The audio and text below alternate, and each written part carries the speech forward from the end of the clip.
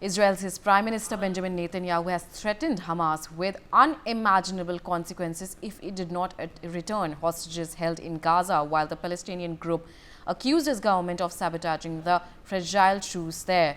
The first phase of the ceasefire ended over the weekend, but talks on its future have hit an impasse after 6 weeks of relative calm in the Gaza Strip that included exchanges of Israeli hostages for Palestinian prisoners and an influx of badly needed aid. We have with us my colleague Aditya Wadhwan joining us on the telecast. Aditya, right now, what exactly is the situation when it comes to the ceasefire talks and the deal between Israel and Hamas? Well, we have to see, the situation between Israel and Hamas is not so very looking very good, because recently what has happened that Israel has stopped all the aid going inside the Gaza, and time and again, Israeli PM and spokesperson from the Israeli Defense Forces have been consistently saying that Hamas needs to release all the Israeli hostages immediately and in a timely manner. Otherwise, there will be a problem. And similarly, this thing is happening. We also saw that recently what has happened that United States of America has given a $4 billion military aid to Israel, to aid its war against Hamas as well as those militants in Syria. So the situation at the moment is very concerning. I mean, because Hamas also has rejected the Israeli request for the Israeli claim for extending for extending the ceasefire. So there is a disagreement and distrust between both the sides, if you see, so which is adding to the pile up. So it needs to be seen from here on how the situation unfolds and what happens in the times to come. Yes, Ria. We also have with us Sanjeev Srivastava, International Affairs expert, joining us on the telecast. Sanjeev Srivastava, good morning to you. And we've seen that there is a precarious time and a very delicate situation when it comes to ceasefire. It's something that if even one thing goes wrong, the whole deal falls through.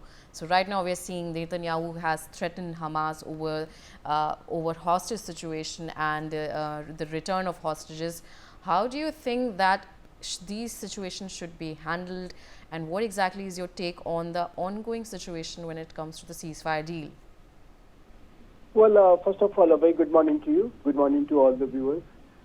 This is a very concerning situation prevailing, obviously, in Middle East region, and many a times we have seen this kind of a breakdown in various negotiations and talks, and this is recurring time and again after the long negotiations, and this kind of a ceasefire deal was struck, and some hostages were released and some prisoners were released from Israeli side too.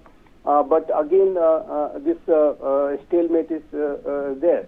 So I think this is a matter of a concern, and this raises a lot of questions about the prospects for peace and stability in times ahead, and uncertainty is still prevailing, and this uncertainty is coming because of the various new developments, new ideas which has been proposed, like a Gaza plan of President Trump, and when this ceasefire deal process was being implemented, during that time only this new Gaza plan of President Trump came, when he said that the United States of America will take over Gaza, and the people of Gaza will be resettled into neighboring countries. So new statement that if the deal is broken down, then there will be serious consequences,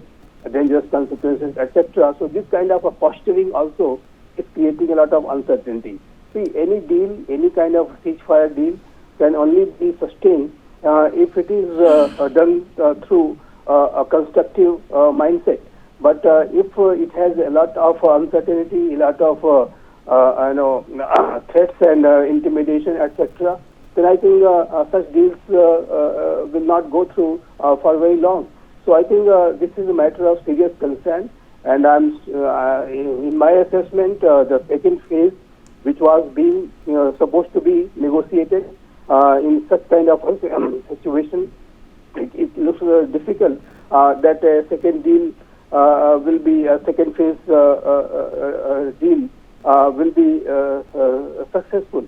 So I think for any kind of second phase of a ceasefire deal, if it has to be negotiated, it can be only done with some kind of a constructive atmosphere, which unfortunately at this point of time appears to be missing.